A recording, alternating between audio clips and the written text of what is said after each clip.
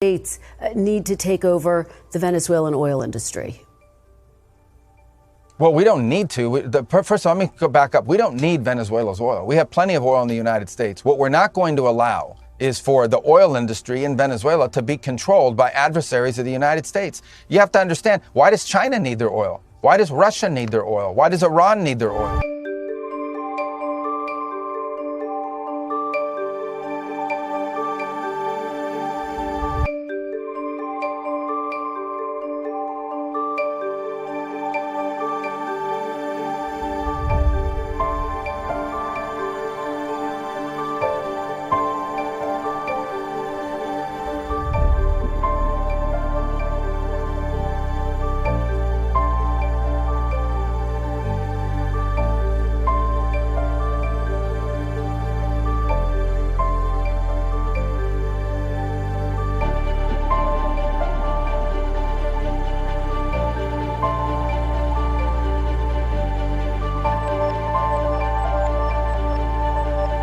We want to see the oil proceeds of that country benefit the people of Venezuela. Why have 8 million people left Venezuela? 8 million, the single largest mass migration probably in modern history, left Venezuela in 2014 because all the wealth of that country was stolen to the benefit of Maduro and his cronies in the regime, but not to the benefit of people of Venezuela.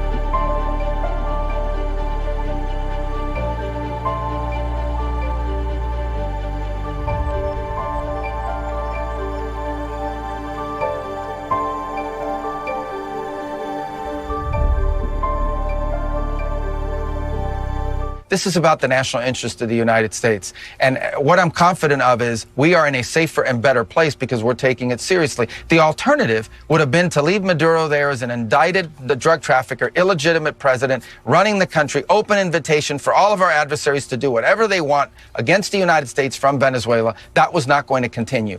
The alternative would have been to allow a drug trafficker to continue to use national territory and elements of nation-state power to further drug trafficking organizations. Read the indictment. This guy used the levers of their security apparatus not to arrest drug traffickers, but to cooperate and facilitate the trafficking of drugs for the purpose of getting them into the United States. And that's going to stop.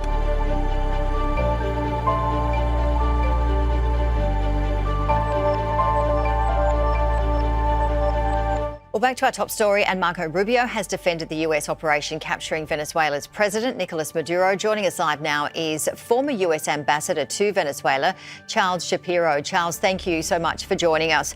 So, Secretary of State Marco Rubio has said this is not a war, it's a war against drug trafficking organisations, not a war against Venezuela. Would you agree with Rubio's statement? Well, the real issue is does US Congress agree with it? I mean, it's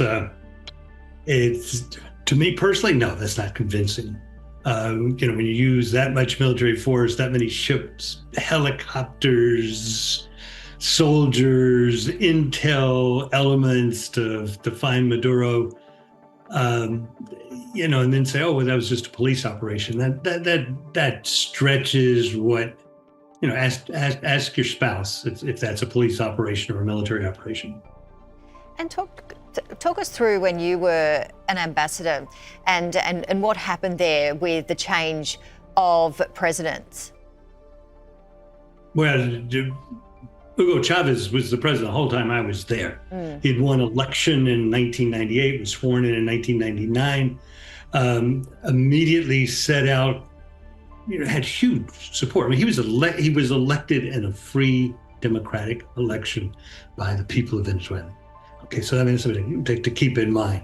And so then he, in very short order, calls for a referendum on the existing constitution of the country.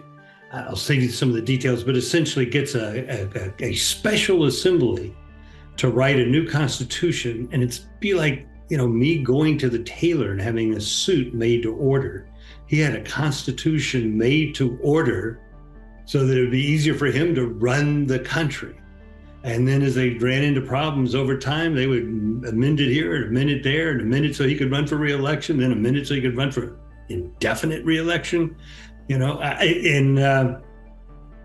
at the same time implementing what he and then Maduro, his successor, called 21st century socialism, which essentially was government owning oil company, big companies taking over farms, dividing it up for landless people, and stealing as much money as they could and spending as much money as they could on projects that never yielded the benefits for the public that they claimed they would, and building railroads to places that they never completed the construction of the railroad.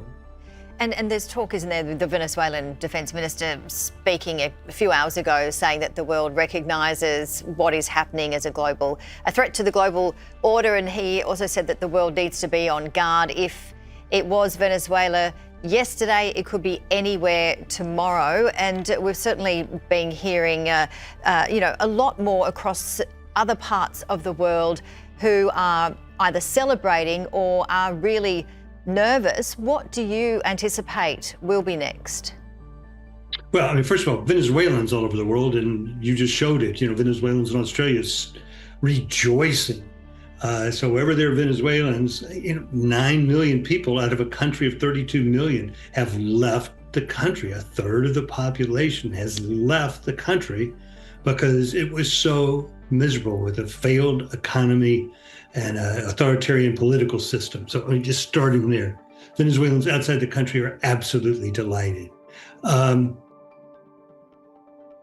then the question is in any political issue in any country, well, what happens next? What's the next step? Who's going to run the country? For how long? How's their transition? I mean, and those are all the issues that the Trump administration, to my way of thinking, is not handling particularly well. All right, Charles Shapiro, we've got to wrap it up, but I really appreciate your analysis, and no doubt we will be speaking to you again. Thank you so much.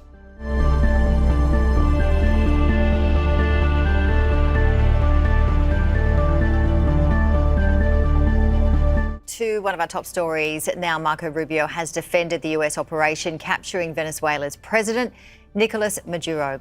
Joining us live now is political analyst Joe Siracusa. Joe, great to see you. So it's all unfolding and very fast moving, as you well know. But let's go back to the beginning, the actual military operation. Talk us through your opinion on that. Well, good morning, Janie. Yeah, it was pretty slick, as a matter of fact. It was right up there with getting bin Laden as operational things go. They were able to go in there and pluck him and bring him and his wife out. And this is the first time in, I think, 20 or 36 years the United States has decapitated the head of a government. So this is a bit of a trick. And it looks like there have been a minimum amount of casualties. I know there are no American casualties, but this is kind of new territory. What do you do when you get Maduro and his wife out? And, because the regime is still in place.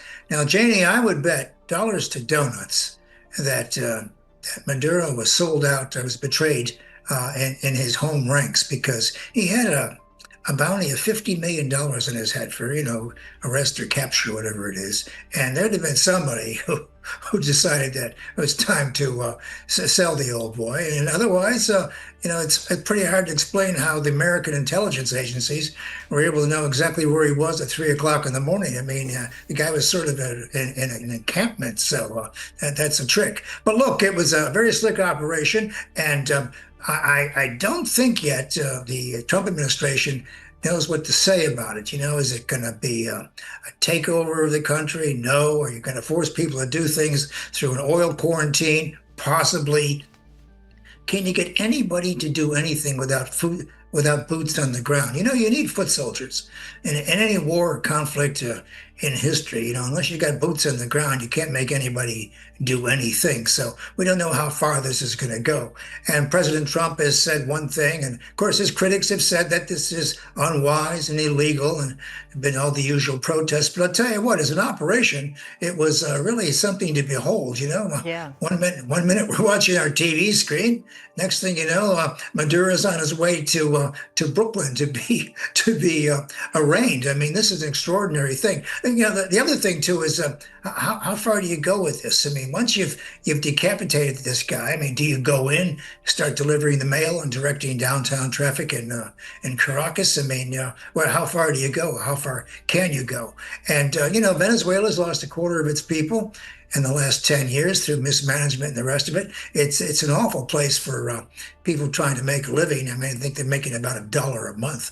So, people are starving there. And the United States is in a position to reassert the Monroe Doctrine. Now, look, Monroe says in the 1820s, Secretary of State and then President Monroe, he says that the New World is not open to colonization. Teddy Roosevelt comes along later with this so-called corollary where he says that the United States has the right to intervene in the life of Latin American countries if they're about to be jumped on by European nations for not paying their debts and the like. So, this is kind of a new wrinkle.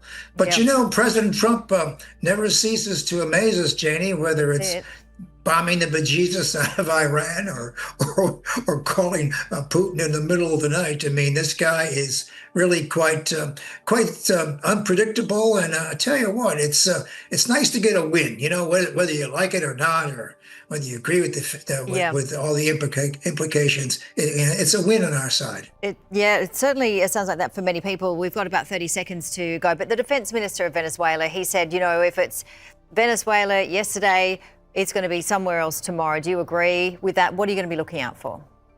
Not really. I mean, the Venezuela was the recipient of one of the finest naval forces ever floating in the Caribbean. You need the ability to project power.